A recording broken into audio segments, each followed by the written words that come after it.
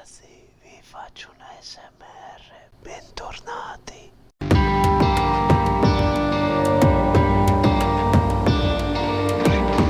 Ciao ragazzi, bentrovati in un nuovo video. Allora, partiamo dal fatto che vi ho fatto l'intro così perché ho il nuovo microfono e niente, volevo farvi così, l'intro un po' particolare. Allora, parliamo di Kia, che penso che per un bel po' sarà l'ultimo aggiornamento che faccio perché io novità per la mia farm non ne ho. Ho aggiornato la farm con un hard disk da 12 terabyte, quindi in totale ne ho uno da 12, uno da 4 e due da 1 per un totale di 18 terabyte. Il totale dei plot, come si può vedere, sono 16,1 terabyte più o meno all'incirca, e finora nella pool dall'ultimo aggiornamento ho 0,32 Kia.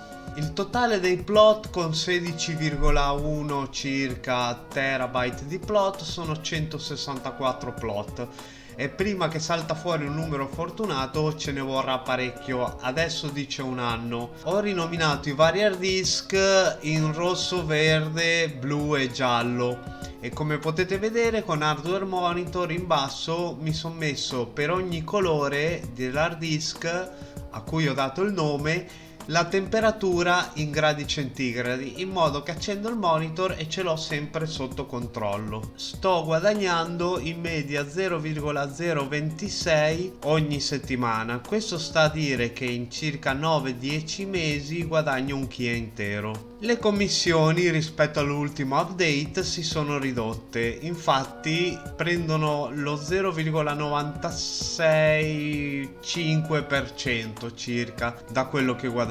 Kia ultimamente è sceso moltissimo, sta a 81 euro, 90 quando va bene, ma sono calate più o meno tutte le criptovalute, quindi la cosa per il momento non mi stupisce più di tanto. C'è da vedere che però i miner di Kia, o i farmer, chiamateli come volete, non sono cresciuti rispetto all'ultima volta, si mantengono più o meno stabili i petabyte condivisi nella pool. Per ogni 10 terabyte si guadagna sempre 0,0023, che l'altra volta se non sbaglio era 0,0021, comunque i guadagni sono rimasti più o meno quelli, e invece ogni mese 0,06. Mi sono anche installato l'app nel cellulare, che però stavolta ci ho fatto il login in modo che ogni volta che c'ho un cash out ogni quei 2 giorni e mezzo circa che c'è il cash out di 0,01 mi arriva una notifica. I miei cash out